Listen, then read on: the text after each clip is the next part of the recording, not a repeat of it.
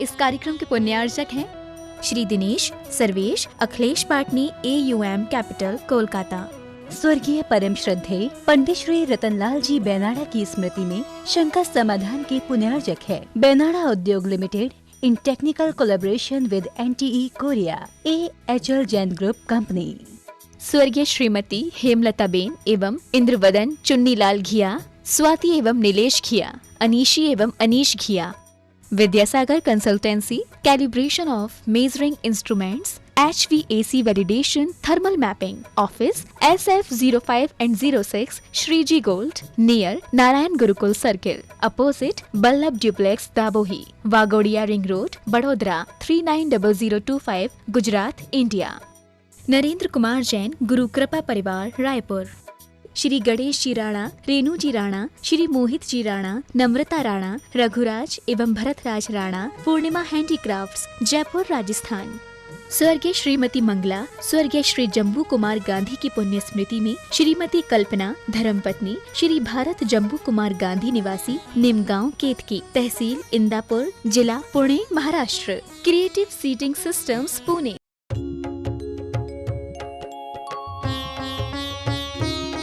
शंका समाधान।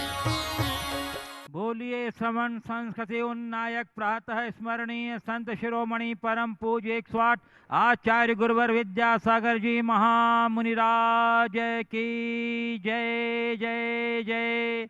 बोलिए गुणायतन प्रणेता, शंका समाधान प्रवर्तक, भावना योग प्रवर्तक, प्रखर वक्ता परम पूज्य 108 मुनिवर श्री प्रमाण सागर जी मुनिराज की जय जय जय। बोलिए परम पूज्य 108 मुनिवर श्री अरह सागर जी मुनिराज की जय जय जय।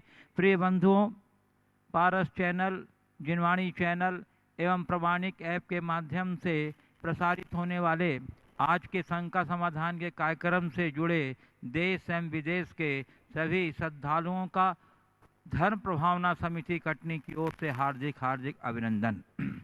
मैं आपको लिए चलूं शंका समाधान की ओर। इसके पूर्व रोज की तरह हम लोग पूज्य देव के चरण कमलों में सामूहिक रूप से त्रिवार नमोस्तु निवेदित करते हुए उनके मंगलमय आशीर्वाद से अपने को अभिषेक कर कृतार्थ करेंगे। तो चलिए हाथ जोड़िए, मस्तक झुकाइए और बोलिए मेरे साथ, नमोस्तु गुरुदेव, नमोस्तु गुरुदेव, नमोस्तु गुरुदेव। बोलिए मुनिवर श्री प्रमाण सागर जी महाराज की जय। और गुरुदेव, मैं आपकी अनुमति से अपने श्रद्धालुओं को लिए चलता हूँ शंका समाधान की ओर। प्रथम प्रश्न गुरुदेव पुणे महाराष्ट्र से रचना शारंग शाह। गुरुदेव, मेरी जिज्ञासा है कि जब हमें थोड़ी सी भी चोट लगती है तो हमें बहुत तकलीफ होती है, तो पारसनाथ भगवान, महावीर भगवान पर जब उत्सर्ग हुआ तो क्या उन्होंने दर्द या तकलीफ नहीं हुई थी? और ये तकलीफ हुई थी तो उन्होंने कैसे सहन किया और अपने ध्यान में कैसे लीन रहे? कृपया समाधान करें। देखिए, शरीर में कोई घटना घटती है तो उसका असर तो होता है, लेकिन हम उसे महसूस करें ये कोई जरूरी नहीं। अपने जीवन का अनुभव होगा, कई बार ऐसा लगा जोर से सिर में दर्द हो रहा है और अचानक हमारा चित्त किसी दूसरे काम में लग गया, मान लो प्रवचन सुनने में ही लग गया या अन्य किसी मनपसंद काम में लग गया। उस घड़ी सिरदर्द की अनुभूति होती है क्या? वेदना हो रही है पर वेदना का अनुभव नहीं। क्यों? ध्यान बदल गया। ऐसे ही महामुनिराजों के जीवन में जब कोई इस तरह के उपसर्ग, उपद्रव आदि की बात होती है तो वो अपना ध्यान वहां देते ही नहीं, उनका ध्यान उनकी आत्मा में। तो दर्द कहाँ होगा? आज भी ऐसे अनेक प्रयोग हुए हैं। हाथ में बर्फ लेकर के अग्नि की धारणा रखी, हाथ में जलन, बर्फ का टुकड़ा रखा और अग्नि की धारणा करिए कि हाथ में अग्नि, अग्नि तो जलन की अनुभूति। और अग्नि है और बर्फ की अनुभूति तो अग्नि हाथ में और बर्फ की धारणा तो हाथ में जलन नहीं। ऐसे भी कुछ प्रयोग हुए हैं। तो यदि हम अपने चित्त की धारा को मोड़ लें तो शरीर में घटने वाली घटनाएं हमें प्रभावित नहीं करती। पार्श्वनाथ भगवान पर उपसर्ग हुआ,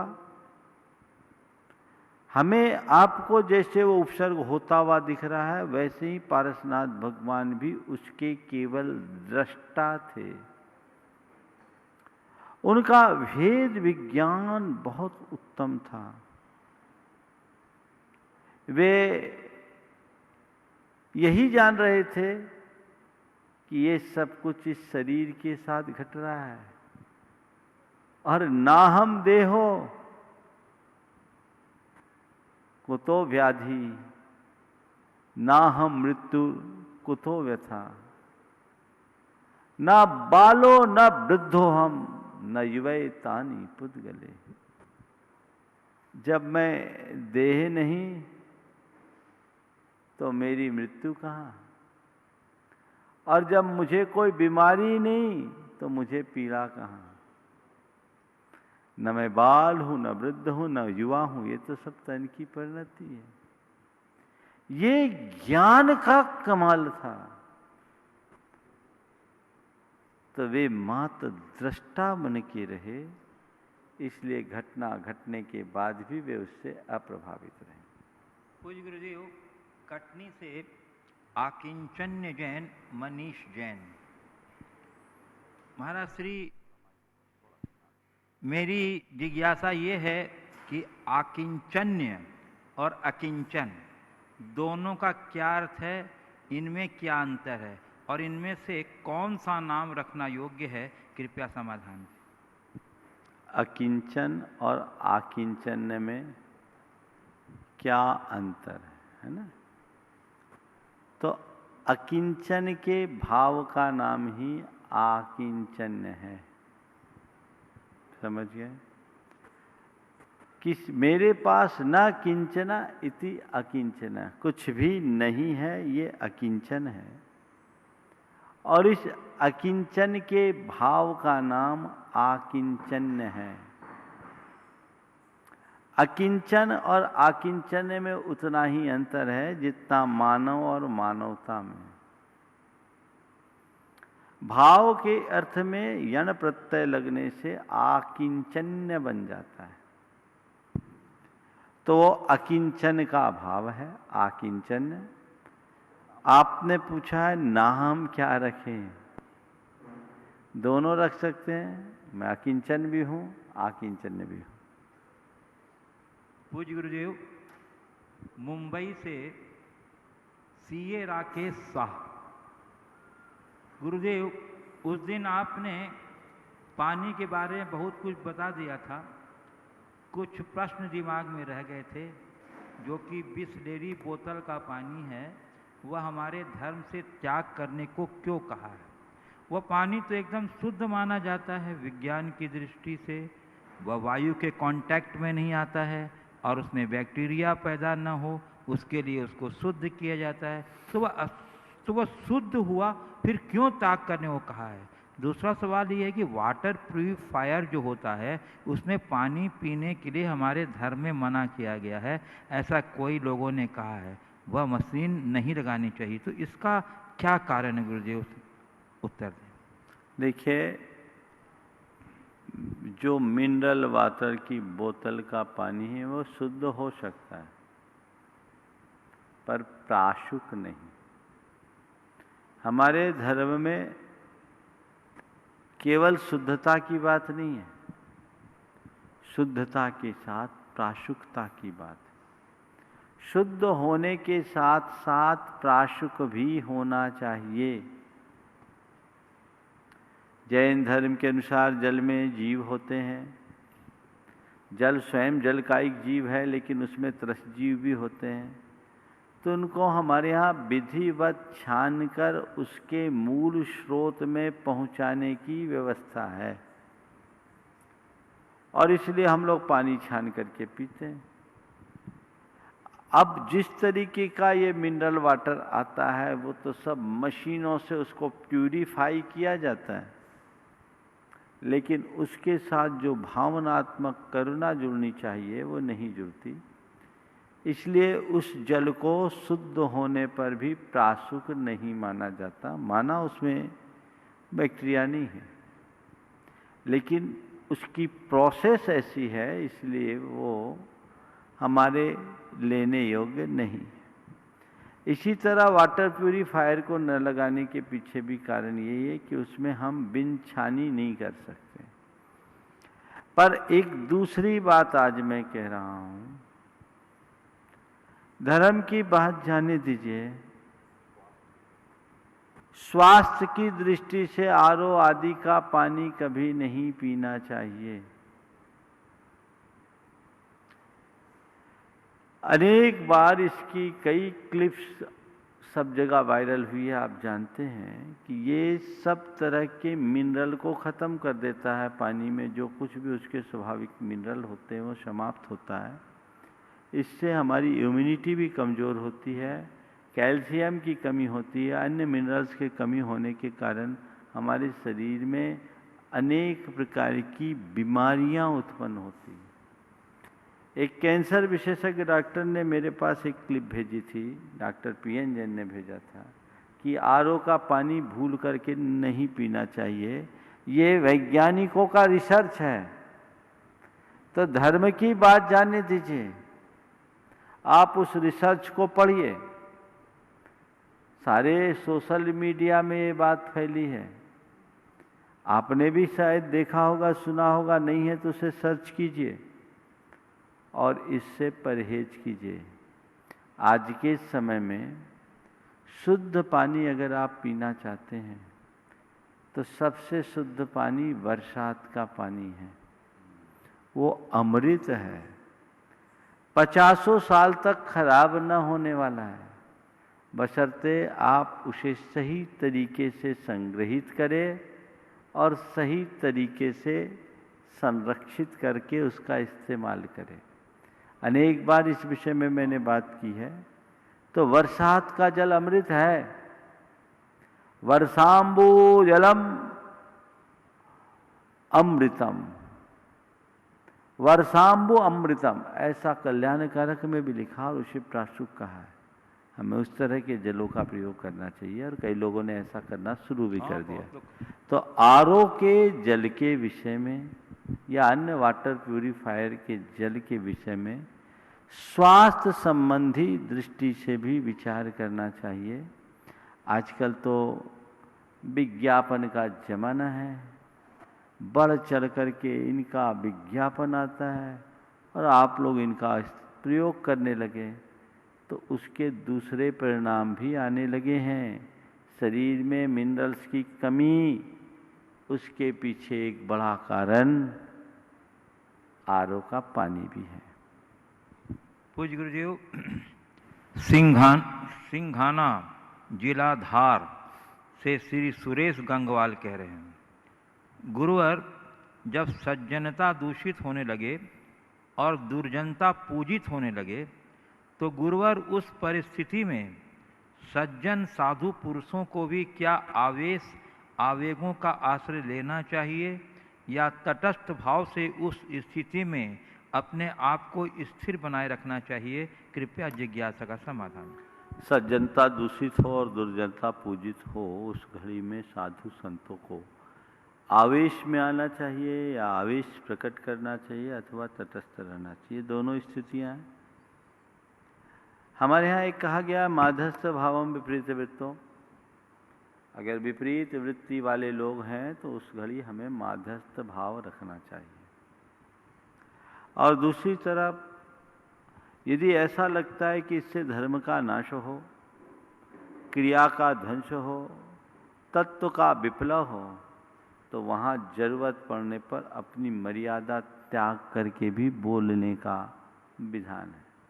धर्मनाशे क्रियाध्वंसे संवित्तो तत्व विप्लवे अपृष्टैरपि वक्तव्यम जिन सिद्धांत सुरक्षणे। तो हम उस घड़ी में बिना पूछे भी बोलने का अधिकार रख सकते हैं।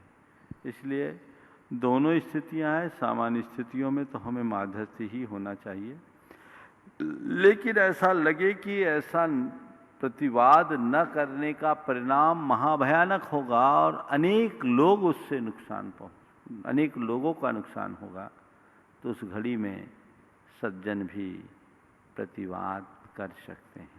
पूज्य गुरुदेव, सिलचर आसाम से श्री नवीन जैन कह रहे हैं। बहुत दिन बाद नंबर आया इसका। गुरुदेव, कुछ लोग ऐसे भी होते हैं जो स्वयं को सुखी एवं दूसरों को दुखी देखने में आनंद मानते हैं। कदाचित दुखी का दूर करने वाला कोई आ भी जाए तो व्यक्ति उसे सुहाता है नहीं। गुरुदेव, ऐसा क्यों, और ऐसे व्यक्ति किस श्रेणी में आते हैं? स्वयं को सुखी और दूसरों को दुखी देखने में आनंदित होने वाले लोग घोर रौद्र ध्यानी, ये निम्न कोटि के लोग हैं। ये असंवेदनशील निष्ठुर मिजाज के लोग माने जाते हैं। ऐसे लोगों का कभी उत्थान नहीं हो सकता। पूज्य गुरुदेव, डाली मालगुजार कटनी से पूछ रही हैं। गुरुदेव, ऐसा कहा गया है कि मंदिर जाते समय मार्ग में इधर उधर नहीं देखना चाहिए, न किसी से संपर्क करना चाहिए। गुरुदेव, मेरी एक प्रवृत्ति है कि मैं मंदिर जाऊं या कहीं भी जाऊं, अगर मार्ग में कोई पीड़ित या दुखी प्राणी मिल जाता है तो मैं मंदिर बाद में जाती हूं, पहले उसकी पीड़ा दुख का निवारण करती हूँ। तो क्या गुरुदेव ऐसा करने में भगवान की असाधना है? क्योंकि मैंने भगवान की पूजा, भक्ति जो कि भगवान की सेवा है, उसके पहले इंसान या क्षुद्र प्राणी की सेवा को प्राथमिकता दे दी। इसे लेकर मेरे मन में बहुत दुविधा बनी रहती है। क्या पीड़ित मानवता, पीड़ित प्राणी की सेवा भगवान की सेवा नहीं मानी जाती? देखिए, मैंने अनेक बार एक उदाहरण सुना है पंडित टोडरमल जी का, आज पुनरावृत्ति नहीं करूँगा। वो सिद्ध चक्र विधान करने के लिए जा रहे थे, रास्ते में एक पीड़ित महिला के उपचार में लग गए। वो 1.5 घंटे के विलंब से विधान में पहुँचे। लोगों को बड़ी आकुलता हुई। लोगों ने पंडित जी के से कहा, आज आप इतना विलंब कर दिए, पूरा पाठ अधूरा है। तो उन्होंने क्या कहा था, सिद्ध चक्र का सच्चा पाठ तो आज हुआ है। हम मंदिर में जो भगवान की पूजा करते हैं वह तो द्रव्य पूजा है, पर किसी जीते जागते इंसान की सेवा हम करते हैं या प्राणी की सेवा करते हैं तो वह भी भाव पूजा से कम नहीं है। यदा कदा ही ऐसा प्रसंग आता है और भगवान की पूजा के लिए जाते समय यदि हमें कोई पीड़ित प्राणी मिलता है तो क्लिष्टेषु जीवेषु कृपा परत्तम की उक्ति को चरितार्थ करना चाहिए और उसे भी एक प्रकार की भगवत भक्ति के रूप में देखना चाहिए। पूज्य गुरुदेव, कमलनाथ श्रीवास्तव, वाराणसी, उत्तर प्रदेश से कह रहे हैं। गुरुदेव, मैं शंका समाधान का नियमित श्रोता हूँ और आज मैं एक भुक्त भोगी अपनी पीड़ा व्यक्त कर रहा हूँ। कोरोना का इलाज इंसान की मजबूरी है, परंतु गुरुदेव इस मजबूरी का फायदा उठाकर लोग कोरोना से संबंधित दवाइयों, उपचार एवं सामग्रियों को अनाप शनाप कीमत दे करके प्रदान कर रहे हैं। गुरुदेव, धनी व्यक्ति तो उतना प्रभाव नहीं पड़ता, पर सामान्य जनों के लिए तो यह विकट समस्या बन गई है। लोग जेवर जमीन आदि बेचकर भी इलाज करने के लिए मजबूर हो रहे हैं, जबकि सरकार अलग से प्रति व्यक्ति अनुदान की चिकित्सालयों को देती है। गुरुदेव, मानवीय संवेदना की इस गिरते हुए स्तर के लिए कौन जिम्मेदार है तथा इसका क्या उपाय है, और इस तरीके से धन कमाने वालों की क्या दुर्गति होती है? ये मानवता का सबसे घृणित चेहरा है। एक तरफ लोग इस महामारी से पीड़ित हैं, अपना सब कुछ दांव पर लगा चुके हैं, और दूसरी तरफ चिकित्सा के लिए आने वाले लोगों के साथ इस तरह का अन्यायपूर्ण व्यवहार करे, ये घोर निंदनीय है, अमानवीय है। ऐसा नहीं होना चाहिए, पर इसे विडंबना ही कहना पड़ेगा कि आज ऐसा धड़ल्ले से हो रहा है। लाखों लाख रुपए लोगों से वसूले जा रहे हैं। ऐसी भी जानकारी मिली कि 2000 3000 का इंजेक्शन ब्लैक में 20-20 हजार में बिक रहा है, 25-25 हजार में बिक रहा है।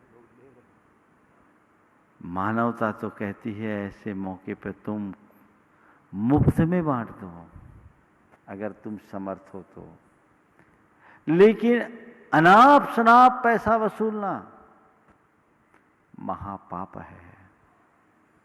एक चेहरा हमने लोगों का उस समय भी देखा जब लॉकडाउन हुआ तो लोगों ने पीड़ितों के लिए अपनी शक्ति भर अनाज, पानी, भोजन, राशन सब बांटा। और आज एक दूसरा चेहरा देख रहे हैं कि कोई पीड़ित है उसे लोग लूट रहे हैं। मुसीबत का मारा व्यक्ति हर स्तर पर आएगा, वो तो क्या करेगा भाई, अस्पताल वाले जो बोलेंगे सो करेगा। डॉक्टरों का एक चेहरा देखा था जब उन्हें कोरोना वॉरियर्स के रूप में देखा गया। अपनी जान जोखिम में रखकर उनने लोगों की चिकित्सा कराई। आज भी बहुत से चिकित्सक ऐसा कर रहे हैं और बहुत सारे अस्पतालों में ऐसा हो रहा है। लेकिन कुछ जगह इस तरह की जो दुकानदारी हो गई या अनैतिक धंधा हो गया है, ये घोर निंदनीय है। ये पूरी मानवता को शर्मसार कर देने वाली है। उन्हें सोचना चाहिए। और ये जो पैसा है वो हाय का पैसा, उसे फलेगा नहीं। कितना भी कमा ले, जैसा पैसा आएगा वैसा ही उन्हें भोगना होगा। हाय लगी है, लोग दे नहीं रहे, देना पड़ रहा है। इसलिए ऐसे हाय से बचने का प्रयास होना चाहिए। सरकारें भी अपनी ओर से व्यवस्थाएं कर रही है। अगर जो न्यायोचित लागत है वो ले तो कोई बुराई नहीं, लेकिन गलत तरीके से पैसा खींचना महान पाप है, अनर्थ है, इससे बचना चाहिए। कई ऐसे भी इस अस्पताल और चिकित्सक हैं जिन्होंने तो और उदारता का परिचय देकर एक अच्छी मिसाल प्रस्तुत की है कि बाजार में जितना हो रहा उससे आधे से कम में भी लोगों की सेवाएं दे रहे हैं और अच्छी चिकित्सा कर रहे हैं।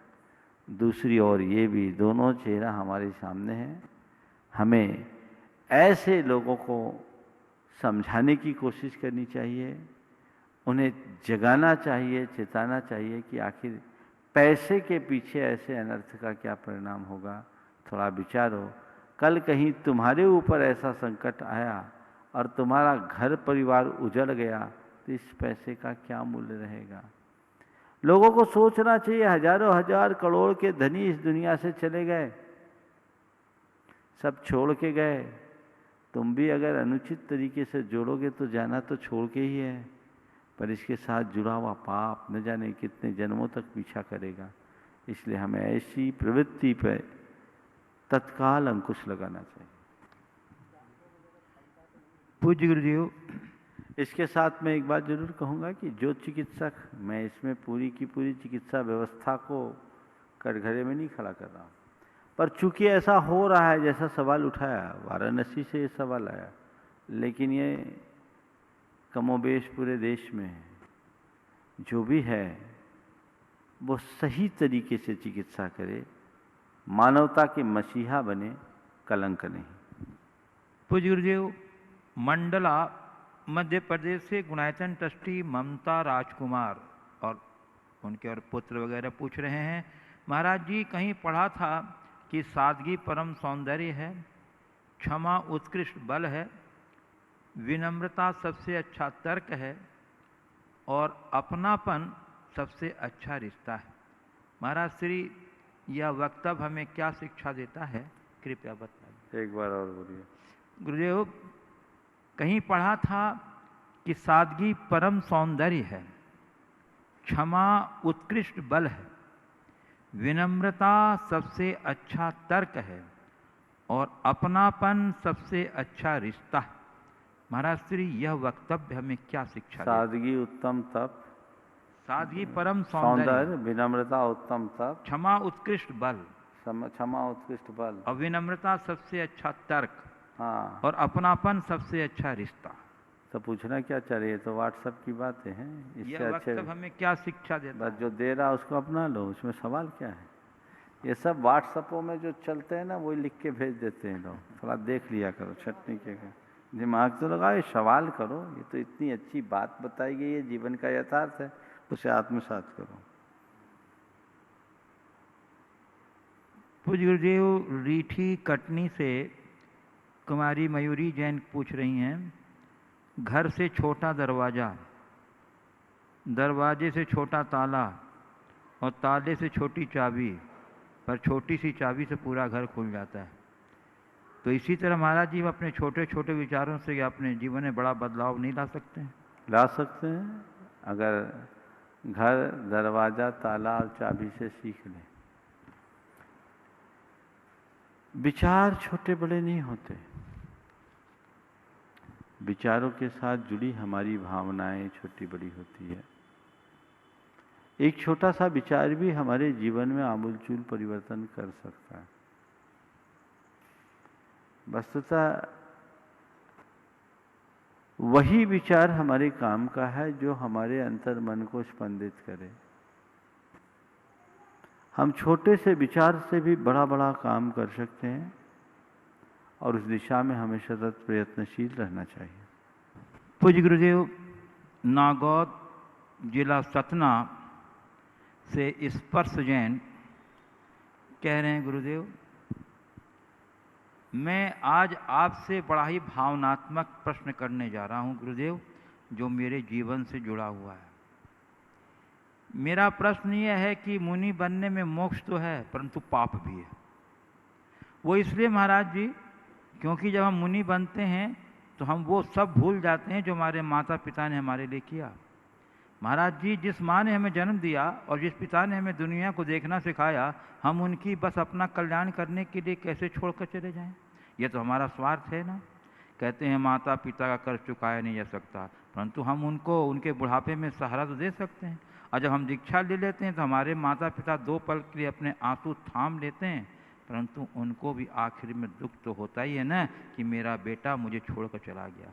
कहते हैं माता पिता को दुख देना सबसे बड़ा पाप है और उनका कर्ज भी कभी नहीं चुकाया जा सकता। तो महाराज जी, हम अपने माता पिता का कर्ज कैसे चुका सकते हैं? मैं यह कहना चाहता हूं कि जहां पाप है वहां कल्याण कैसे हो सकता है? बस माता पिता की सेवा में ही स्वर्ग और मोक्ष समाया है, फिर हम क्यों अपना कल्याण करने पर पड़े हैं? महाराज जी, आप हम जैसे सारे बच्चों की इस धारणा को लिए अपना क्या संदेश देते हैं ताकि हम अपनी धारणा को सही कर सकें? ये बच्चा लिखता 8 वर्ष का है, पर उसके प्रश्नों को देखकर लगता नहीं कि 8 वर्ष का होगा। बहुत अच्छे विचार, प्राय रोज ही इसके सवाल आते हैं और बहुत अच्छे तरीके से अपनी बात उठाता भी है, प्रस्तुति बहुत अच्छी है। देखिए, बात सही है, माता पिता का ऋण चुकाया नहीं जा सकता। माता पिता की सेवा करना हमारा धर्म है, लेकिन माता पिता की सेवा का तात्पर्य क्या है ये समझना चाहिए। उनका भरण पोषण करना मात्र ही सेवा नहीं है,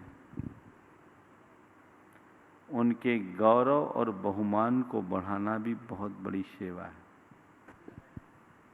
अगर किसी संतान के कृत्य से माँ बाप का गौरव बढ़ता है तो उससे माता पिता को अपार प्रसन्नता की अनुभूति होती है।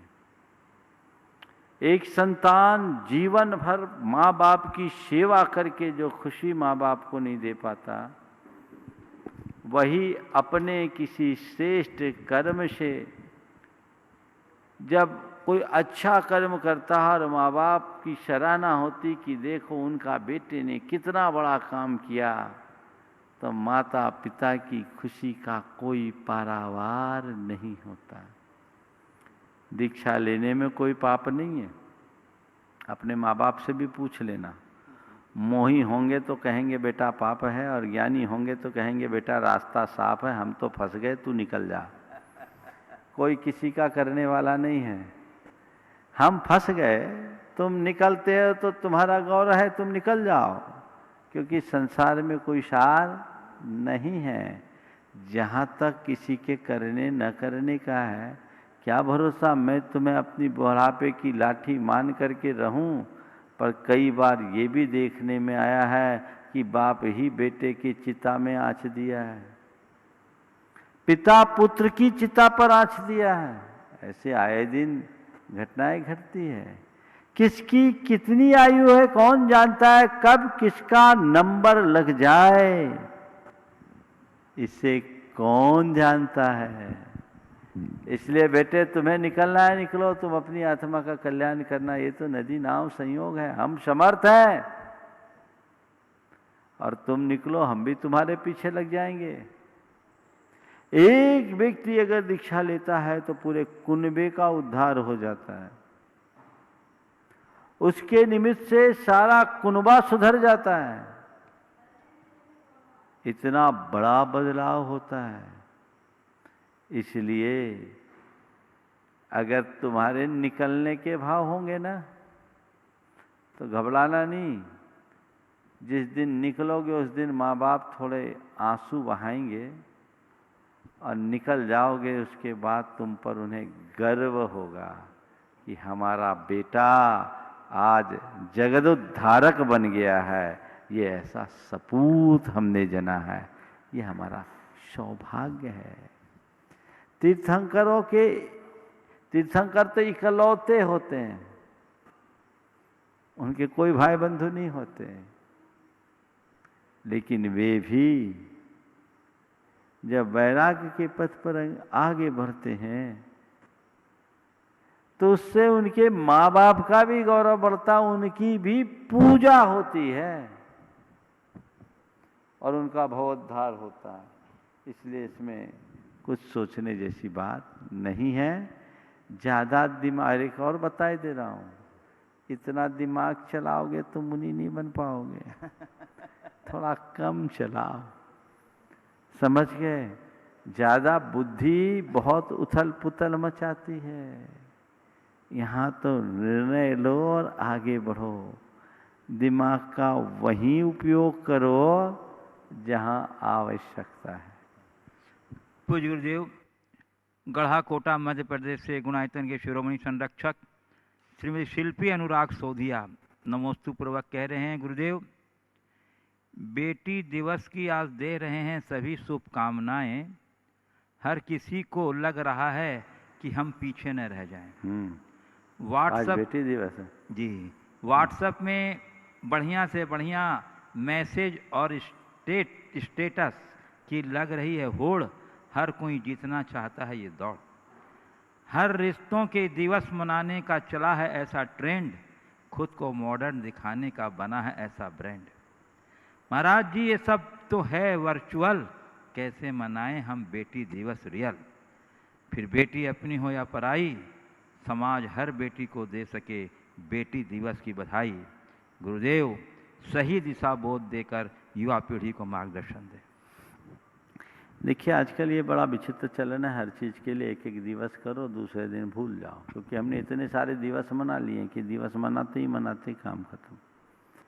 यद्यपि बेटियों के प्रति जागरूकता लाने के लिए अंतर्राष्ट्रीय बेटी दिवस मनाया, अंतर्राष्ट्रीय स्तर पर मनाया जाता है कि भारतीय स्तर?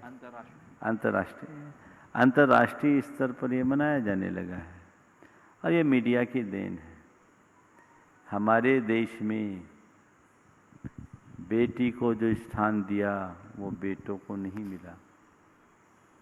हमारे देश में कन्या को मंगल कहा है। कन्या सचित्त मंगल है।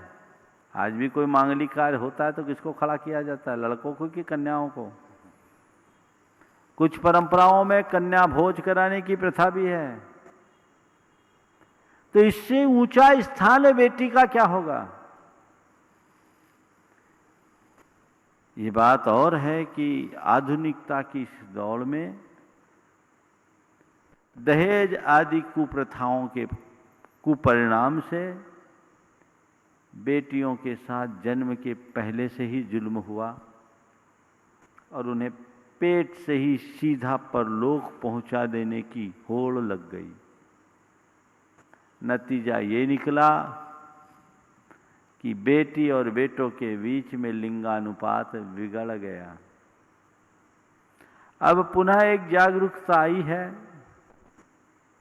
मानसिकता में थोड़ा परिवर्तन आने लगा है और अब लोग इस चीज को समझने लगे हैं कि बेटी और बेटे के मध्य फर्क करना उचित नहीं है। संतान संतान है, चाहे बेटा हो या बेटी, दोनों को एक संतान के रूप में देखो। बेटी दिवस मनाने के पीछे का प्रयोजन केवल इतना ही है कि बेटियों को दोयम स्तर से देखना बंद करे। पर मैं इतना जरूर कहना चाहूंगा बेटी दिवस के दिन कि आज बेटियों के साथ जो भेदभाव हो रहा है उसमें वे लोग ज्यादा शामिल हैं जो कभी बेटी थी।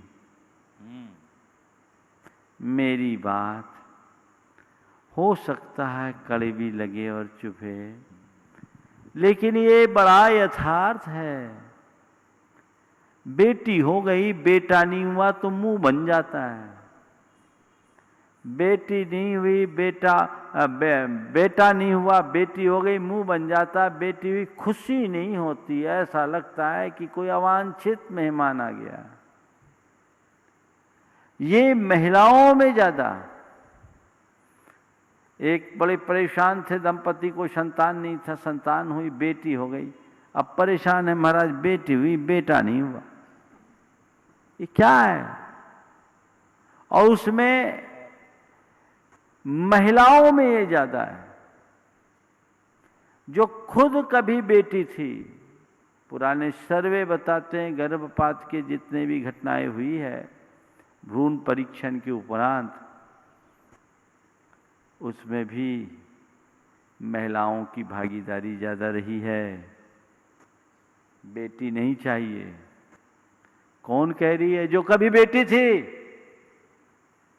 अगर वो अड़ जाती तो क्या बेटियों का इस तरीके से पेट से ही परलोक गमन हो पाता?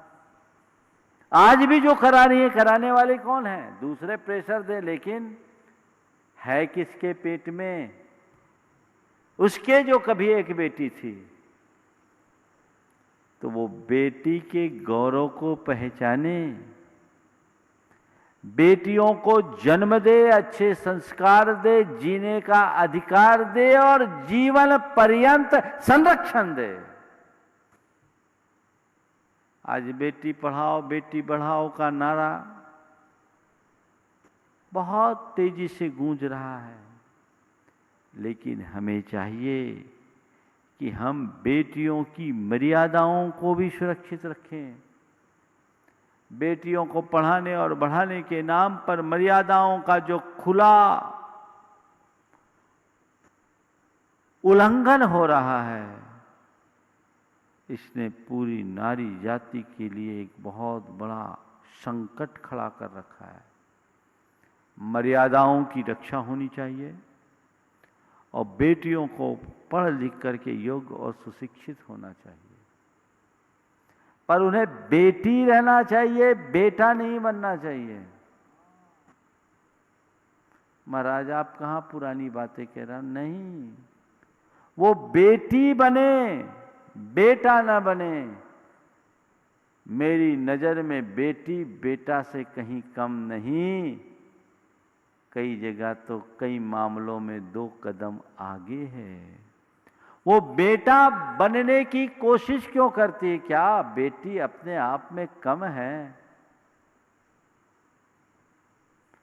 बेटी बनकर अपने कर्तव्यों का अच्छे से पालन करे और अपने परिवार, कुटुंब, समाज और देश के उत्थान में अपना योगदान दे। भगवान ऋषभदेव ने ब्राह्मी और सुंदरी को तो पढ़ाया, अक्षर और अंक विद्या सिखाया। भरत को क्या सिखाया? युद्ध, अस्त्र विद्या, नृत्य विद्या, अन्य कलाएं सिखाई। यानी ज्ञान जो हम सबको प्राप्त हुआ है अक्षर और अंक के रूप में, वो ब्राह्मी और सुंदरी के निमित्त से हुआ है। इसलिए बेटियां खूब पढ़े, खूब बढ़े, पर वो बेटी बने, बेटा नहीं। बेटियां अपने विकास का मानदंड लड़कों के जैसे कपड़े पहनने में और लड़कों की तरह इधर उधर मटर गश्ती करने में मानती है, जबकि मेरी दृष्टि में ये ठीक नहीं है।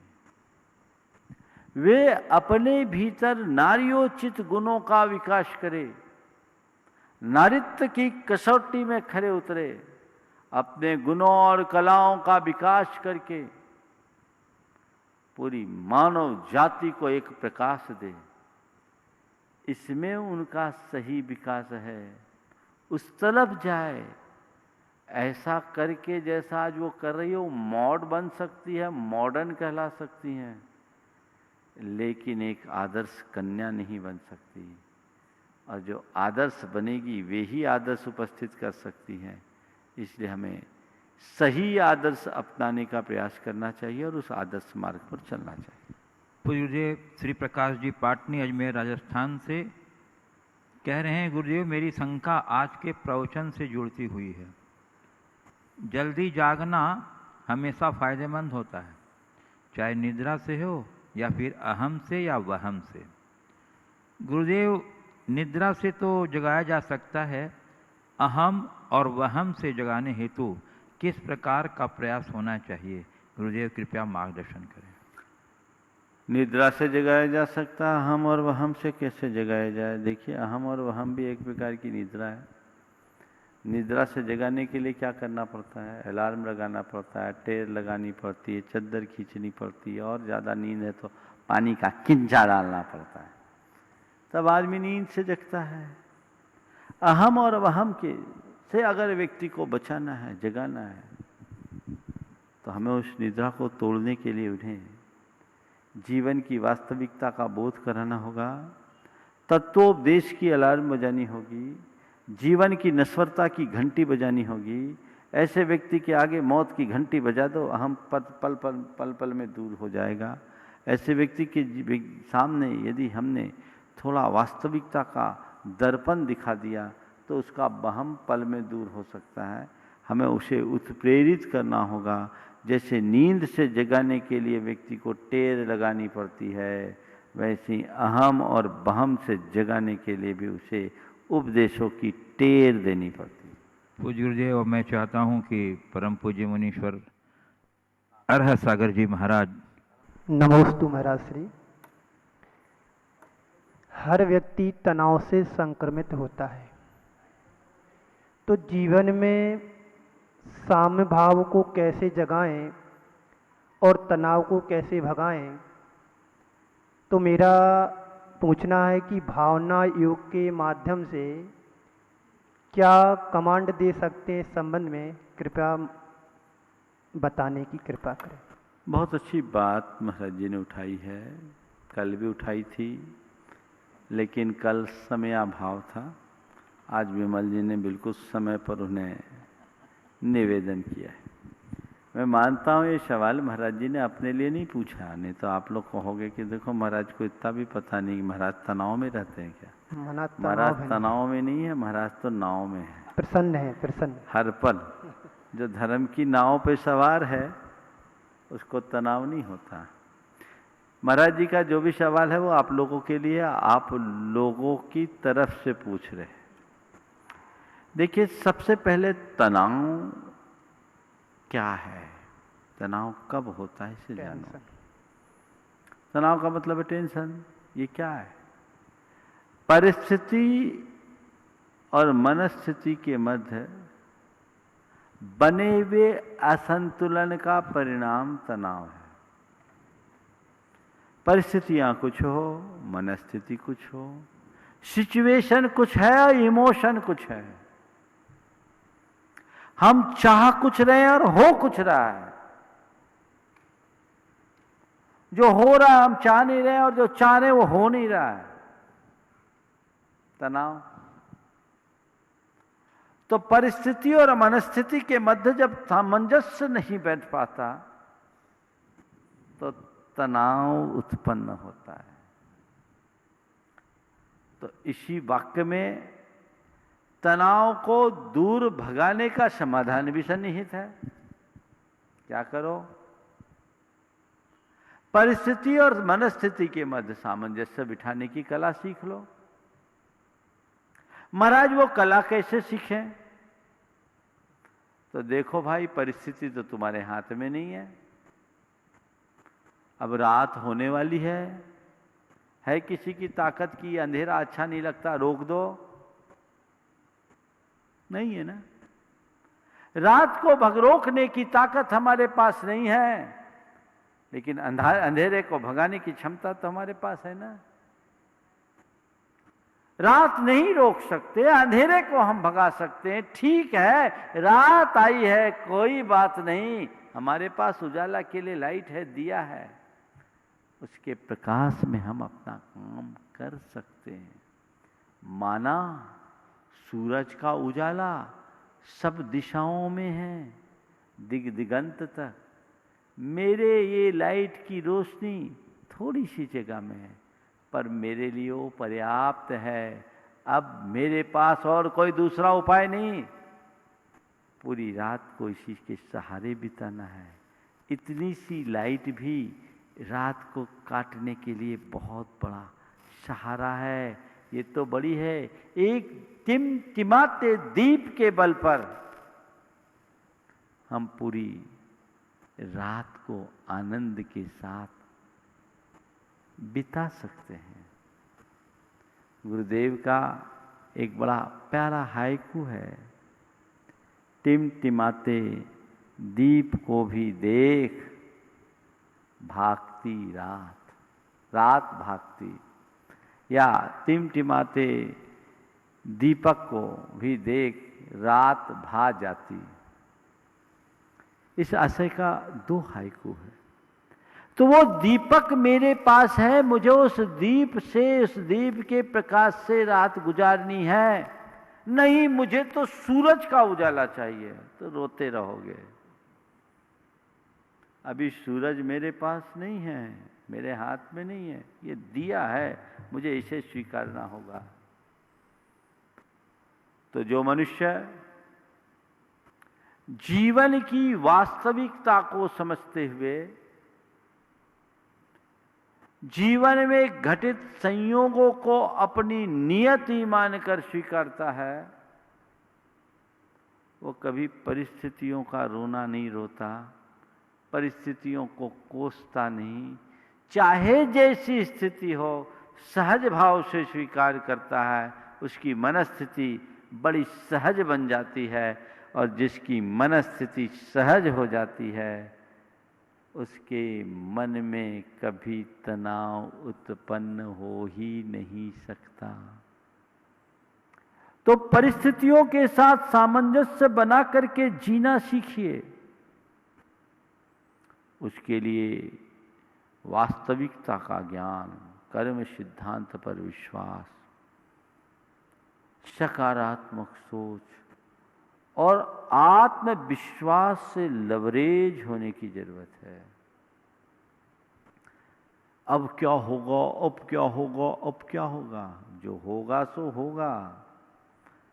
अभी क्या है मुझे वो देखना है, होगा की चिंता क्यों करना है? जो सामने है उसका सामना करो, आगे निकलो।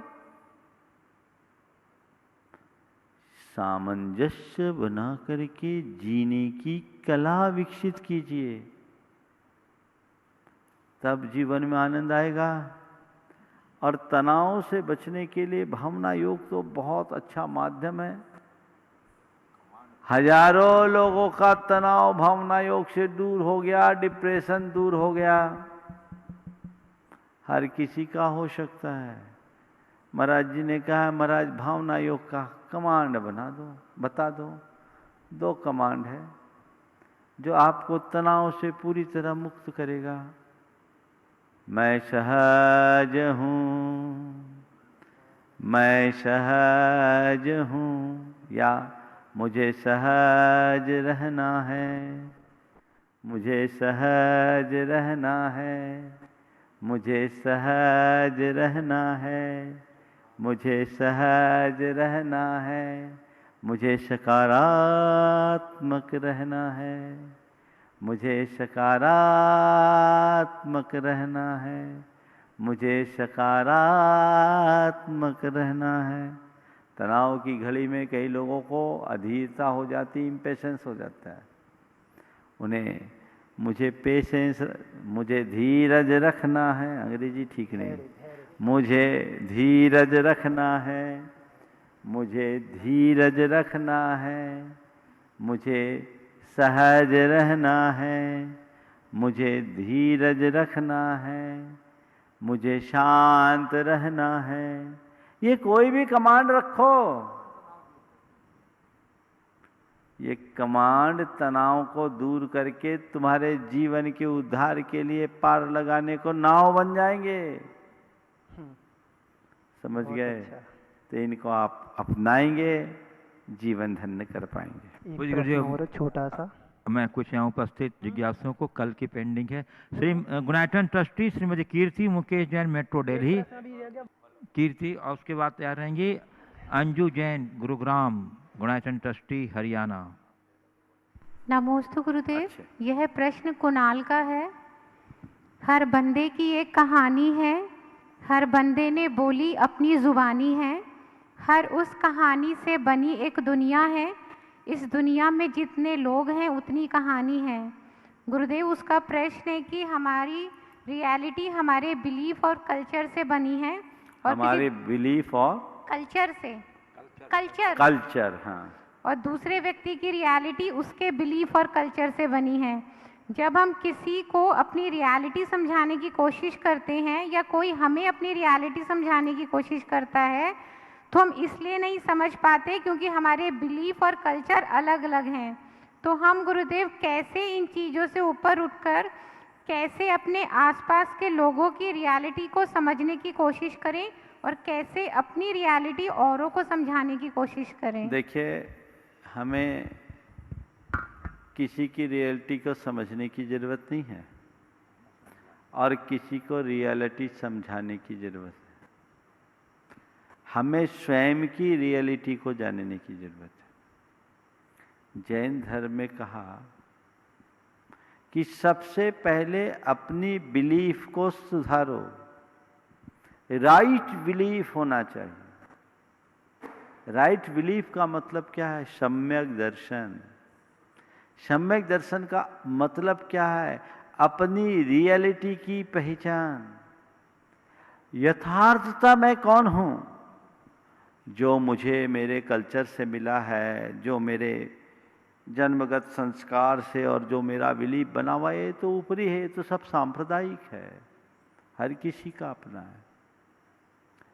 अंदर झांको, पहचानो कि आखिर में मैं हूं कौन। जिस दिन तुम्हें अपनी रियलिटी का पता लग जाएगा तो फिर तुम्हारे मन में किसी और की रियलिटी जानने की उत्सुकता ही नहीं बचेगी। न तुम समझाना चाहोगे, न समझने की इच्छा होगी।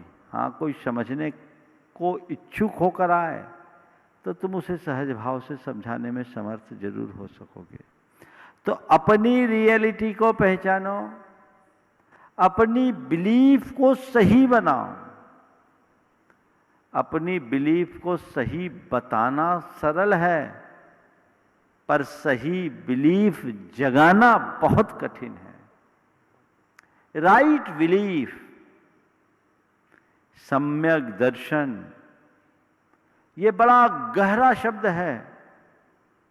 जब तक हमारे भीतर उसकी भूमिका नहीं बनती, तब तक हम अपने जीवन का पथ प्रशस्त नहीं कर सकते। इसलिए बेटे से कहो, हमें किसी दूसरे के बिलीफ को नहीं देखना, अपने बिलीफ की रियलिटी को परखना है कि ये सच्चा बिलीफ है या कच्चा। अंजू जैन, गुणाइटन ट्रस्टी, गुरुग्राम, हरियाणा। नमोस्तु गुरुदेव, नमोस्तु नमोस्तु। गुरुदेव, परिग्रह और परिचय दोनों ही आध्यात्मिक विकास के लिए बहुत खतरनाक होते हैं। परिग्रह पर तो हमारा ध्यान जाता है, पर परिचय कैसा हो जिससे कि हमारा आध्यात्मिक विकास ना रुके। बात बिल्कुल सही है। परिग्रह और परिचय दोनों हमारे आध्यात्मिक विकास में बाधक हैं। तो जैसे हम परिग्रह को बुद्धिपूर्वक छोड़ते हैं, परिचय को भी बुद्धिपूर्वक छोड़ना चाहिए। हमारे यहाँ अधिक परिचय अधिक संपर्क को बाधा बताए, और ये कहा गया जनेभ हो वाक्य, एक श्लोक आता है, लोगों के संदर्भ संपर्क में रहने से हमारी बातचीत होती, बातचीत से परिचय बढ़ता है, परिचय से संपर्क बढ़ता है, संपर्क से संसार बढ़ जाता है, चित्त में क्षोभ होता है। तो हमें ये परिचय सीमित रखना चाहिए। स्वयं का परिचय हो जाने के बाद अन्य किसी के परिचय की चाह भी नहीं होती, और ज़्यादा परिचय बढ़ाने का कोई प्रयास भी नहीं होता। निश्चित जब तक हम लोगों के साथ अपना परिचय बनाएंगे, खुद से अपरिचित बने रहेंगे। इसलिए हमें अब किसी का परिचय नहीं, अपने आप से परिचित होने के लिए शक्ति लगानी चाहिए। ये सब संयोग है, और संयोग दुख के कारण है। इससे हम जितना बचेंगे उतना सुखी होंगे। समय आप सबका हो गया, यहीं पर विराम। बोलिए परम पूज आचार्य गुरुवर श्री विद्यासागर जी महाराज की। बोलिए परम पूज्य 108 मुनिवर्षी प्रमाण सागर जी महाराज की।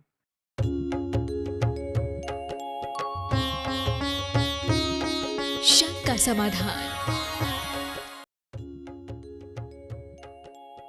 इस कार्यक्रम के पुण्यार्चक थे श्री दिनेश, सर्वेश, अखिलेश पाटनी, AUM कैपिटल, कोलकाता। स्वर्गीय परम श्रद्धेय पंडित श्री रतनलाल जी बेनाड़ा की स्मृति में शंका समाधान के पुण्यार्चक है बेनाड़ा उद्योग limited in technical collaboration with NTE Korea, AHL Jain group company. स्वर्गीय श्रीमती हेमलताबेन एवं इंद्रवदन चुन्नीलाल घिया, स्वाति एवं नीलेश घिया, अनीशी एवं Anish Ghiya. Vidyasagar consultancy, calibration of measuring instruments, HVAC validation, thermal mapping, office SF05 and 06, Shreeji gold, near Narayan Gurukul circle, opposite Ballabh duplex दाबोही, Waghodia ring road, Vadodara 390025, Gujarat, India. Narendra Kumar Jain, Guru Kripa परिवार, रायपुर। श्री गणेश जी राणा, रेणु जी राणा, श्री मोहित जी राणा, नम्रता राणा, रघुराज एवं भरतराज राणा, पूर्णिमा हैंडीक्राफ्ट्स, जयपुर, राजस्थान। स्वर्गीय श्रीमती मंगला, स्वर्गीय श्री जम्बू कुमार गांधी की पुण्य स्मृति में श्रीमती कल्पना, धर्मपत्नी श्री भारत जम्बू कुमार गांधी, निवासी निमगांव, केतकी, तहसील इंदापुर, जिला Pune, Maharashtra. Creative seating systems, Pune.